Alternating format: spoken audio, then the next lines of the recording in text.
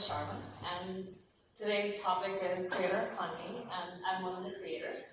I started a podcast, and it's called Fintech Cafe, and I was given this opportunity to host this conversation, so I'm very excited because I think it's about me that we're going to talk about. So why don't we do introductions, Sachin, if you want to introduce yourself. Sure. So I'm Sachin. I'm into the engineering, building the payments product for almost now 15 years.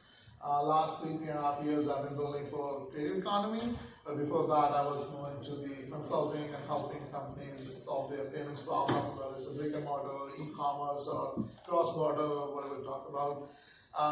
But yeah, last 3 years building for creative economy have been I would say like the most accomplished years as this particular economy is something I feel like I made a huge impact, and I feel like, yeah, this is something we can continue to do that.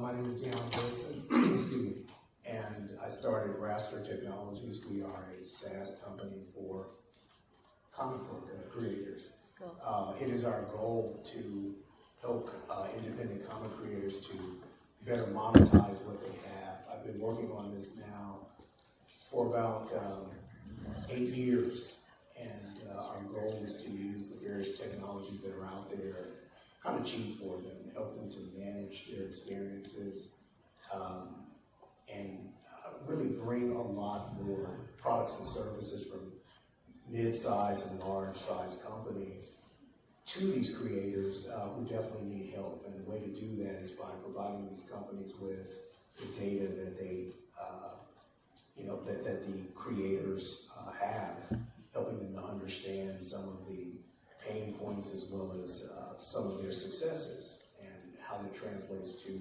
financial and social values. So I'm in the space. It's I know a lot of people might hear comics and they think that's for kids, but it's a multi-billion-dollar industry, and we want people to understand that and understand the some of the more serious values that are created in the space as well. Nice. So we have a creator, we have a founder of a company that works with creators, and you have an engineering manager that deploys code for creators. Okay, so the first question is, why don't we level set? What is creator economy? Who is a creator, and what's the market opportunity? Let's start with these. Yeah. As a word say creator, somebody who is creating something, and it could be content, it could be anything. But I want to take if you allow me, I want to put a bigger term to it called passion economy. Mm-hmm. So passion economy is something like somebody is passionate about something and they want to do and pursue that as their full-time career. Now it could be a content creator, it could be a baking, it could be a dance classes or a dancing or instructor, anything. So I usually term that as a passion economy. Now, if you want to put a total addressable market or what this market is, I would think it would be silly of me to put a number to it. To imagine like in last 3 years what has happened, in last 5 years what has happened, it has like grown like it exploded like anything. Every year we try to put the number and it's different. And as an engineering leader, if I'm building for something that I'm passionate about, for that passion economy, and then if I say, okay, this is the number that this market has, I feel that I'm going to restrict myself to that opportunity. Because as we continue to innovate in that space, that market itself continue to innovate and go further. But of course, we are in this capitalist economy, we want to do it for number here. I know Dan has some number to share on that. Probably pass on to him to share the number. Absolutely. Well, I agree with you about the passion, Sachin. Forbes and some other data groups see the numbers at about 114 billion of total addressable market. There's about 50 million creators in the space worldwide that have been measured. There are probably a lot more. And there are about 300 plus companies that provide some type of product or service to these creators. A lot of the creators that are being measured right now are YouTube influencers. And, to talk about the creator economy, it's not just YouTube influencers. There are moms who bake. There are groups who help with medical needs and medical services. There are a lot of different things that are happening in this space, and it's really about communication, solving problems. And I'd also say that creator economy is about, you know, making things known that we otherwise wouldn't because of how siloed we might be in our communities. So, you know, information is going out there about things and people you didn't know about that are adding value. And there's just a lot more, there's a lot more value there than just watching a YouTube video. So, you know. It's about building a community. Absolutely. Like I became a creator by happenstance. I didn't mean to, but for me, the driving force was to bring people together. As COVID happened and we all went virtual, people were not meeting and talking about trends in fintech and bringing people together virtually. For me, it was Clubhouse, doing shows on Clubhouse. But just to give like again, talking about level setting, who's a creator, what is a creator, there are some various personas. You can have podcasters, you can have artists, as you were mentioning earlier. What are some other personas that are very large and that seems to get the attention? Yeah, artists also includes the musicians or a band who were doing the live shows before. Now during COVID, they were doing the virtual, bringing the fans in. Or it could be somebody who's putting a digital art itself. It could be an illustrator, or it could be an educator who just kind of giving a financial education, or putting some LinkedIn learning, or even today's buzzword is crypto and everything. Like somebody giving a suggestion on cryptos, and their sessions are kind of exclusive to their members. If they pay, they get the session. So all those are personas within the creator economy that you can imagine. There are a lot more, like baking classes, like somebody is putting a baking video behind a paywall. So they are monetizing on that. So there are, I would say it's difficult to even count. Right. So that's why it's a passion economy. If you have a passion about it, you won't even imagine when you become viral, once you post it out. And next thing, you will start to monetize on it. Before we go into monetization, let's talk about product services that exist for creators. You have a company, you serve the creators, so tell us about some of the product offerings. So what we look at is the pain points, and there are, we have 3 pillars pretty much. These creators, their works are they're unseen, they're unrecognizable, and they're unmonetized. Essentially, you'll have an illustrator who creates a character. You'll have a writer who creates a script. You will have a graphic designer who puts together a graphic design work of art as well. And for independents, we all know the commercial creators out there because, or not necessarily all of them, but the major ones we know. The lesser known or independent creators, we don't know their stories, we don't know their characters, sometimes we don't even know who they are, their brands. And a lot of them have taken time to build themselves in their skill set, and they use what they create to market themselves. When a company like the one I used to have, being an independent comic creator, I would see that and I would hire them. That's great work. Okay, now I want you to do mine. I don't want to use yours. So there's a lot of work that gets left on the table, and what the costs are in time, what the costs are in money, they are not able to get a return on that. So we created a B&B marketplace that essentially allows them to take their existing works and to monetize it further, right? Because a lot of these works will go into some, end product, a comic book, an animated film, a game. But those production assets have a actual financial value before they are finalized in that product.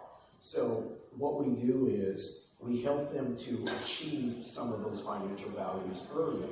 And to kind of take the point a little bit further, while you're selling that comic, while you're selling that animated film, the characters or stories are being included in the gaming space, they're being included in the apparel space, And people who would be in gaming and apparel, although they love comics, but maybe in the apparel more so, they may not be interested in comics, but your brand is still becoming recognized in a adjacent market that otherwise you're not getting to.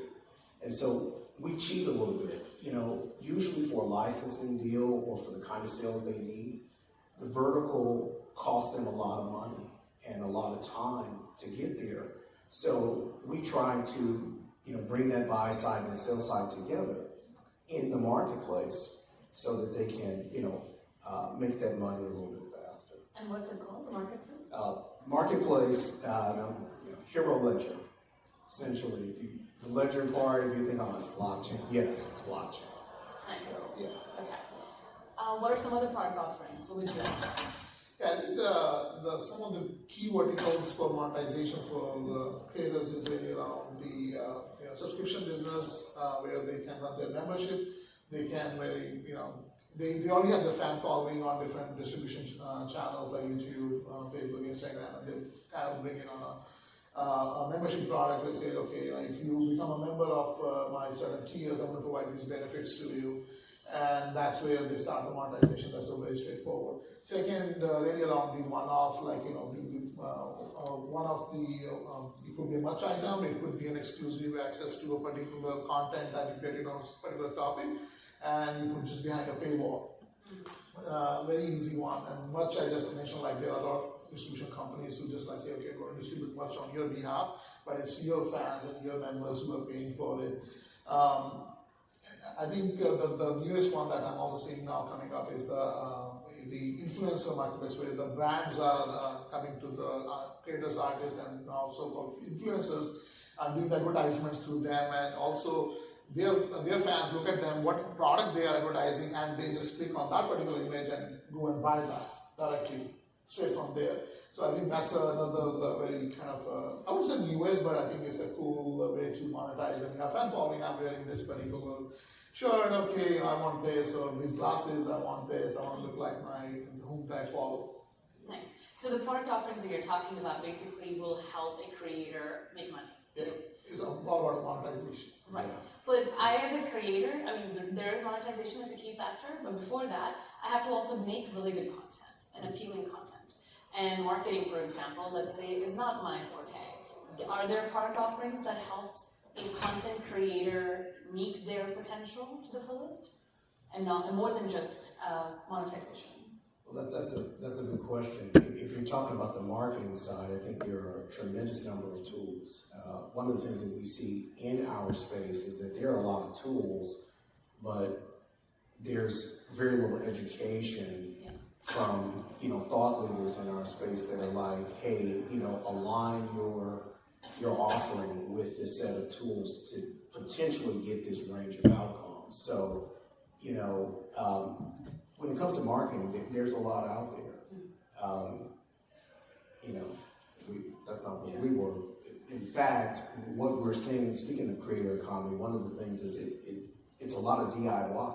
Yeah. So, creators are doing their own marketing, and Instagram and TikTok, for what they're worth, it's showing the types of results that they're getting through those vehicles, and so those are helpful points. It's definitely DIY, because I just focus on doing good content, asking the questions, and then you have to market it, and I don't know how to write on social media so I get 100,000 likes, and I have to read economics books to understand human psychology on the site.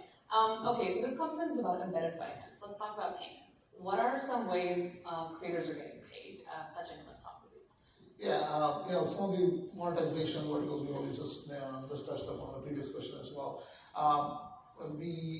I think there are two aspects of payment sale in the whole ecosystem. One is the payments that are coming in and the payouts that are happening to creators. Now, to accelerate some of those monetization as the companies were building product and solution, the things that will help creators is really providing the best experience on the paying side of things. When the fans and the members are coming into the checkout and they're trying to not even check out, even before that, and they're looking at the content and they probably have some previews type of thing, and they see, oh wow, this is something I like it. And think about an example like going on a bar, and it's like 6 p.m. went from office, and I'm looking at this bit. I look at the preview. Oh, this is interesting, and they kind of stopped at the preview and they said, for next, you gotta pay, and have a payment option with just like with a touch of a button. And it's all done, and you're in the moment of emotion as a user, and you want to say, okay, $5 doesn't matter, like I want to watch this. So I think that's the experience. If you build a product solution around that, will help accelerate the monetization side for the payments. And on the payout side, where creators are able to really pay out in a more real-time way. In today's world, also the settlement takes 3 to 5 days, which is I don't know why. If you look at some of the other like Asian countries like India, like there's a real-time gross settlement, and the UPI and effect now is coming in 2023. Let's see how that works. But that's on one side of the real-time settlement needs to happen. So the creators can like really see the money coming into their account, and they can produce more content and provide more benefits to their fans and members. What more would you add to that? So I think that I'm going to throw it out there. Smart contracts and developers of smart contracts can be very creative. Because we're talking creator economy and DIY, we're really talking about people who have to pay their taxes. We're talking about people who have to pay for more product. We're talking about people who have to pay their teams.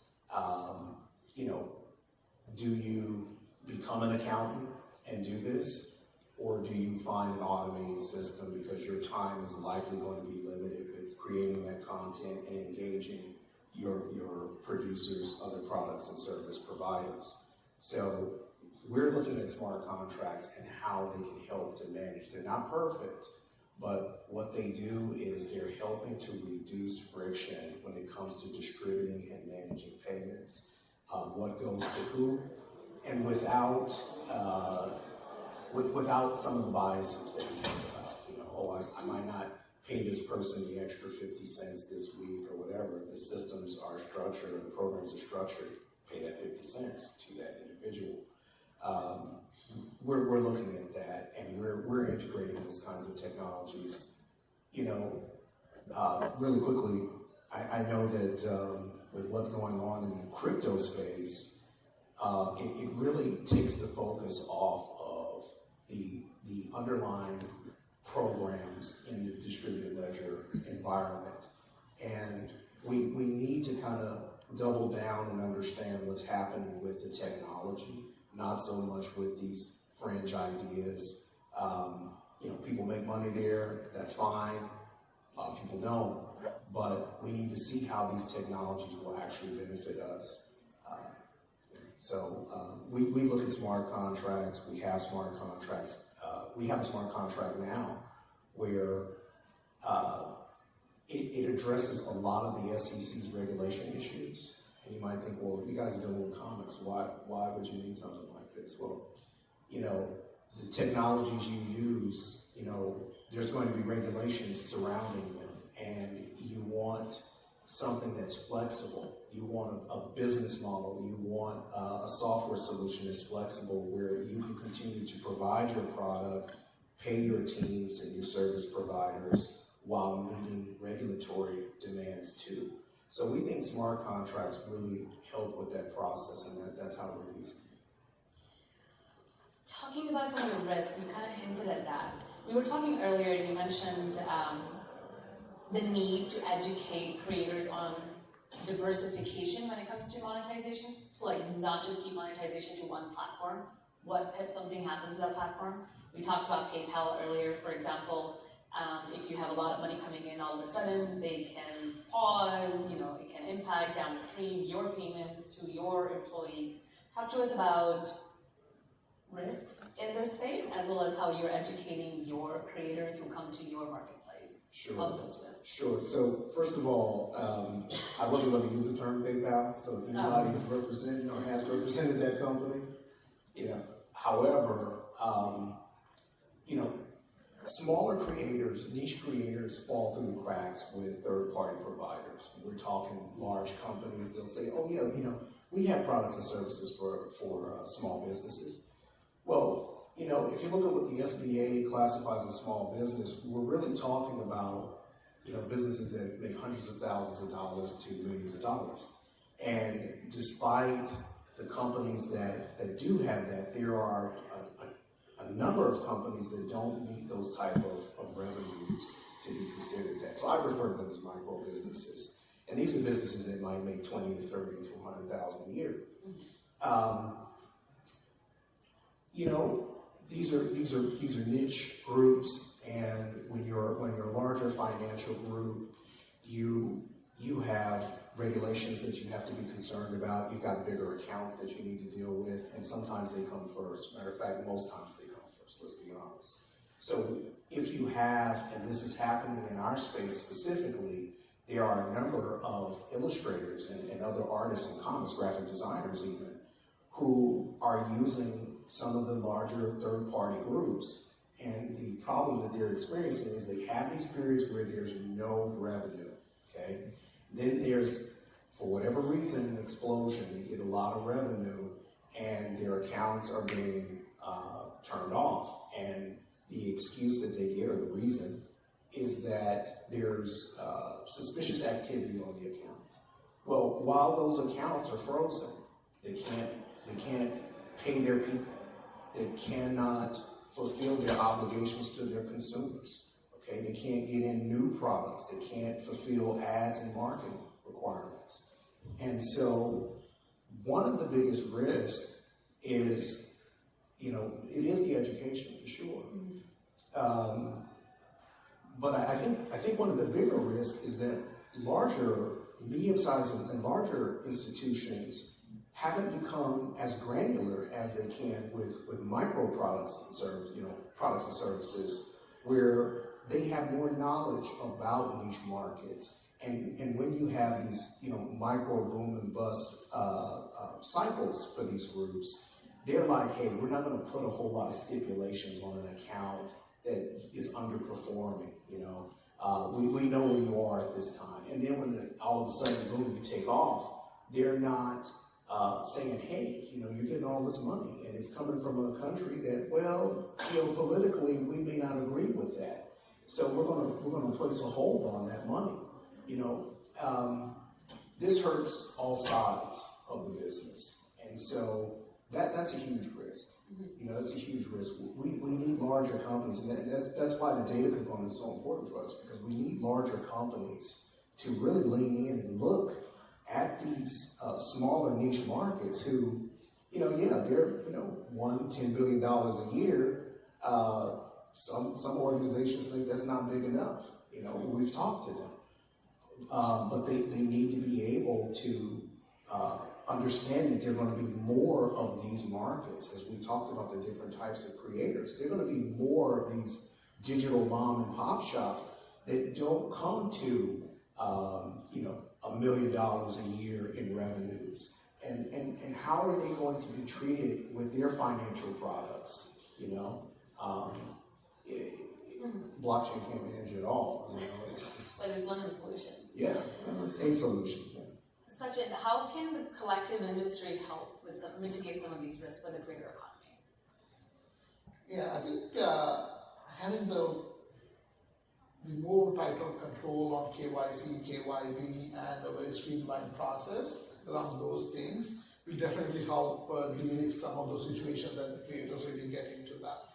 I've seen that personally, like, you know, what if like you're integrating with XYZ acquirer, and on the platform they will say you're individual, but then when you upload a document, it says in a business, they are stuck.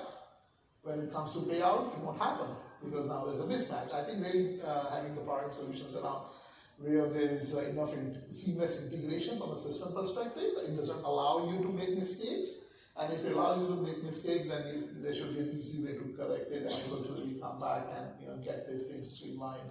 I think whether it's big or small, I think everybody needs money and needs money on time. Yeah. So I think we're solving the problem systematically as an industry comes together is definitely a way to go. So we are at 1 minute, 25 minutes flew by. So last question, where do you see the industry evolving? Yeah, but again, well, just talk in context to the fintech or embedded fintech into the economy. I think creator economy is global. Like every creator have audience across the world. Sure. But are they able to monetize with every fan that they have beyond certain geographical limits? There are challenges with the payment space. Regulations restricts them to really accept payments in certain geography, currency fluctuations, approval rates, decline rates, disputes, different geographies have different preferred payment methods. Every product cannot offer like all the hundreds of thousands of payments available in the world, not all the currencies. How do we solve for that?